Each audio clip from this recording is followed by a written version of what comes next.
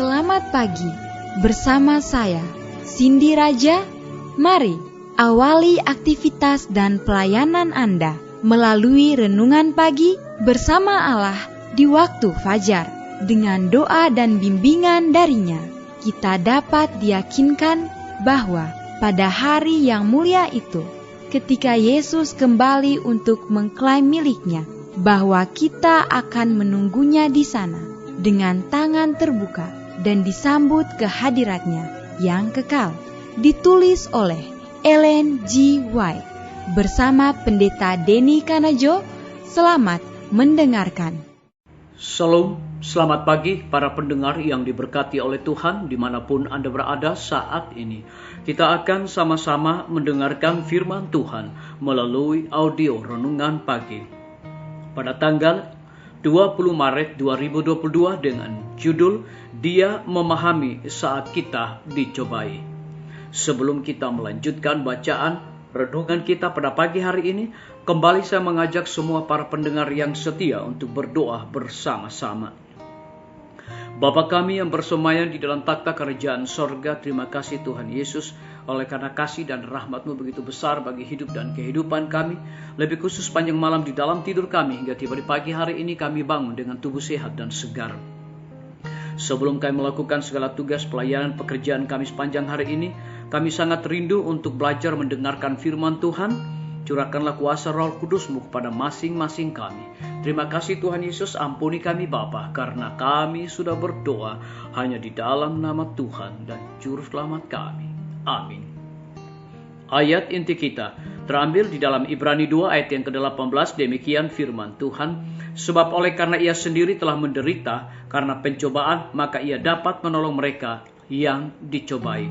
Mari kita ikuti penjelasannya. Penggoda itu tidak akan pernah dapat memaksa kita untuk melakukan kejahatan.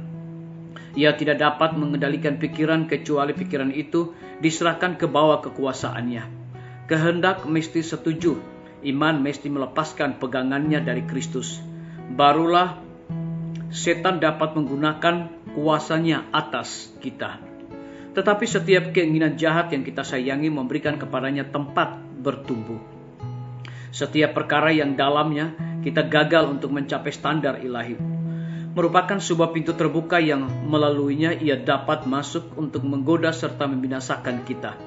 Dan setiap kegagalan atau kekalahan di pihak kita memberikan kesempatan bagi dia untuk mempersalahkan Kristus. Acap kali apabila setan telah gagal untuk menimbulkan perasaan kurang percaya, ia berhasil dalam menuntun kita ke arah sifat takabur. Jika ia dapat menyebabkan kita menempatkan diri kita sendiri tidak seperlunya pada jalan pencobaan, maka tahulah ia bahwa kemenangan sudah ada padanya. Allah akan memelihara semua orang yang berjalan pada jalan penurutan, akan tetapi menyimpang dari jalan itu berarti berani memasuki daerah setan. Di sana kita pasti akan jatuh. Juru Selamat telah menyuruh kita, berjaga-jagalah dan berdoalah, supaya kamu jangan jatuh ke dalam pencobaan. Renungan dan doa akan mencegah kita dari lari dengan tak diminta ke jalan bahaya, dan dengan demikian kita diselamatkan dari banyak kekalahan. Disalin dari buku Alfa dan Omega, jilid 5 halaman 121 dan 123. Kemenangan Kristus sempurna adanya sama seperti kegagalan Adam dahulu kala pun sempurna. Demikianlah kita dapat melawan pencobaan dan memaksa setan mengundurkan diri dari kita. Yesus mendapat kemenangan oleh penyerahan dan iman pada Allah. Dan oleh Rasul ia berkata kepada kita, karena itu tunduklah kepada Allah dan lawanlah iblis. Maka ia akan lari daripadamu, mendekatlah kepada Allah dan ia akan mendekat kepadamu. Disalin dari buku Alfa dan Omega, jilid 5 halaman 126. Pencobaan yang paling hebat sekalipun tidak dapat memaafkan dosa.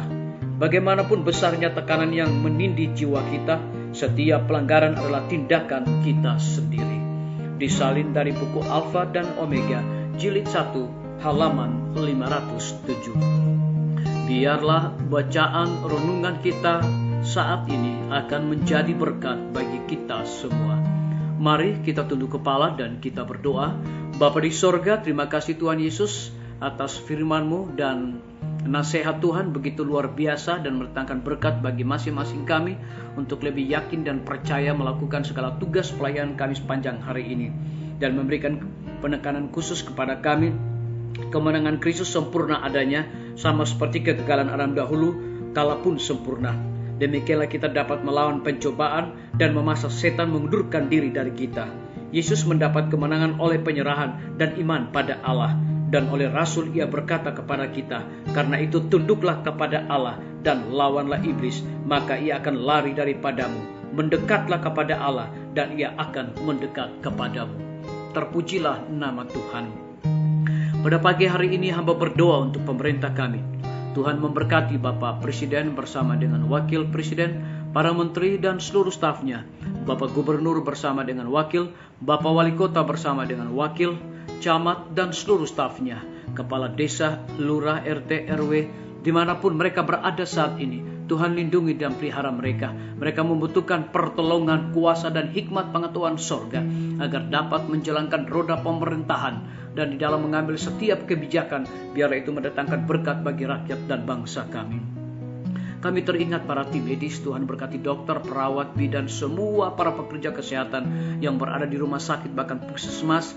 Mereka melayani tanpa mengenal lelah. Tuhan, berikan mereka sukacita di dalam pelayanan di tengah-tengah pandemi saat ini. Kami juga berdoa untuk pimpinan-pimpinan organisasi gereja Tuhan, dari tingkat yang tertinggi sampai kepada gembala jemaat. Dimanapun mereka berada saat ini, mereka membutuhkan kuasa Roh Kudus dalam pelayanan mereka. Lebih khusus KKR Net yang sedang berlangsung, Tuhan urapi semua pembicara-pembicara dari malam ke malam. Kami juga menyerahkan guru-guru, kepala sekolah dan setiap siswa yang berada di setiap lembaga pendidikan. Kiranya Tuhan curahkan hikmat, pengetahuan sorga kepada mereka untuk mendidik anak-anak, bukan sekedar memperoleh pengetahuan dunia, tetapi memiliki karakter Yesus Kristus. Kami menyerahkan TNI, Polri, PNS, wira swasta, petani, pedagang, nelayan, ojek online, dan saudara-saudara kami yang ada di dalam penjara. Kiranya Tuhan lindungi, pelihara mereka, hiburkan mereka, cukupkan kebutuhan mereka, dan berikan sukacita di dalam pelayanan. Kami berdoa untuk para pendengar yang setia yang berulang tahun saat ini. Dengan bertambahnya usia yang Tuhan percayakan di dalam hidup mereka, mereka selalu bersyukur dan juga melayani Tuhan senantiasa. Yang berada di dalam kebimbangan dan ketidakpastian hidup, Tuhan berikan iman yang teguh untuk mereka terus berharap, bersandar hanya kepada Tuhan Yesus. Terima kasih Bapa yang baik. Ampuni kami Tuhan, karena kami sudah berdoa hanya di dalam nama Tuhan dan Juru Selamat kami. Amin. Sampai jumpa. Tuhan Yesus memberkati kita semua.